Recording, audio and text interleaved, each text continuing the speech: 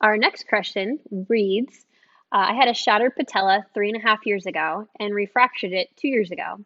The patella has 3 screws in it now and reduced range of motion to about 85 degrees and weak. I'm able to walk without a cane and gait is somewhat affected, more so when I'm carrying items or when the back hurts. The affected leg is not strong at all in a flex position.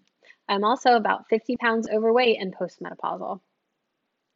Well, thanks for your question. And you definitely sound like you've had quite the journey with that knee. Um, 2 surgeries plus screws and reduced range of motion is definitely really, really taxing on all your daily activities, let alone trying to exercise and get stronger.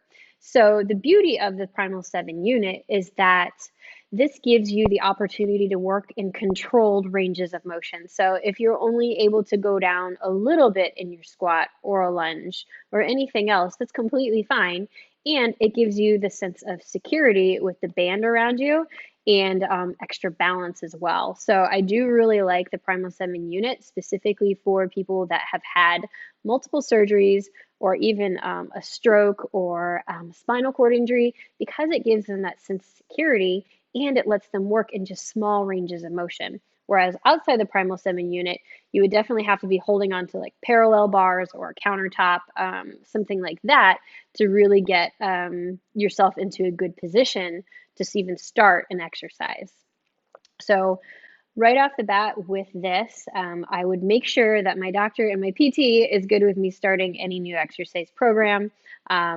So, that being said, I would try my best to get as much flexion or bend out of the knee as I possibly can. But, like you've mentioned before, 2 surgeries and screws can definitely wreak havoc on the amount of bend that you have in your knee. So I would start first with stretching out of your quadriceps and making sure you had full extension of your knee by stretching out your hamstrings as well. Start small with little quad sets to get that quad muscle starting to work properly again.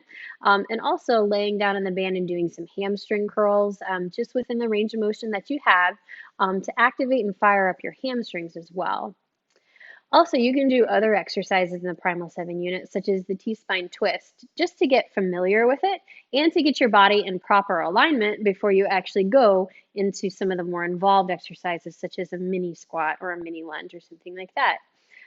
It's also good for balance as well, such as the single leg squat hold, um, single leg march hold, and that you're working on your glutes, squeezing your butt nice and tight, but it's also helping you balance as well.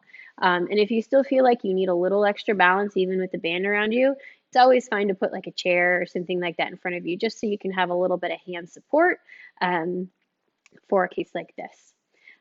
If you have any other questions and you need technical support with the band, because you've had such a journey with your knee, please reach out to us and we'll try to get back to you as quickly as we can to help you get started in trying to get your knee in a better position.